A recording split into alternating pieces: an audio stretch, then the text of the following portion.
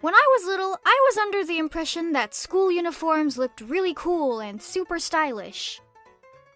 Until I started wearing them. If you're unlucky enough to get one you don't like, then tough luck, because you're stuck wearing the exact same thing to school every single day for the next few years. I'm not sure if this is a common thing, but my uniforms were always very uncomfortable. And compared to the ones from other countries, they looked sad. Yeah, let's go with that. Quick side note, I've changed schools a lot. I went to 2 different primary schools, 2 different middle schools, and 2 different high schools. I'm saying this because I realized that the Caitlin uniform timeline can get a bit confusing. My first middle school had a bunch of rules against hair. This probably had to do with the fact that the staff consisted of a bunch of grumpy old-minded people who thought we were still living in the Victorian era. For the girls, letting your hair down was a big no-no. The guidance counselor even had a pack of those cheap crummy hair ties in her office in case of an emergency. I never trusted you.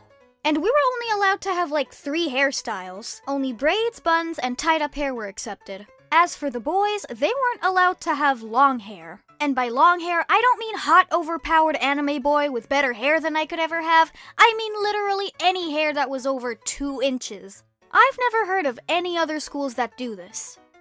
Which is a good thing. I understand the reasoning behind clothes, but I don't think schools should even be allowed to have a say in what your hair looks like. Mostly because not everyone looks good with their hair up, Sandra! Yeah, don't let my Gacha character fool you. I had to look like I was wearing a pineapple attached to the side of my head. Middle school number 2 had this uniform, and the problem with this was that it was white. I want to know who thought this was a good idea. Which genius out there took a look at a bunch of kids and went, yeah, let's slap some white clothes on them, that surely won't go wrong. That uniform never stayed clean for more than 2 days. My mom got so used to me spilling something on it that she had a specific bucket just for washing it. But along with the questionable uniform design, this school had the most ridiculous rule I've ever heard of. You see this jacket? My mom bought it for me on my birthday, and it's been my favorite jacket ever since. I wear it all the time, and I wear it everywhere. One day, the principal walked over while I was enjoying my 3rd chocolate milk of the day and said, "That's not allowed."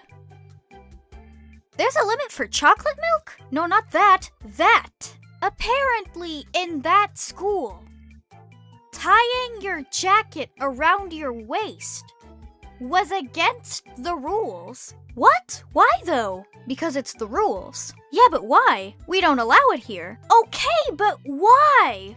Because it's part of the dress code. You're not answering my question! To this day, I still don't know why it was a rule. You might think I'm overreacting or something, but here's the worst part.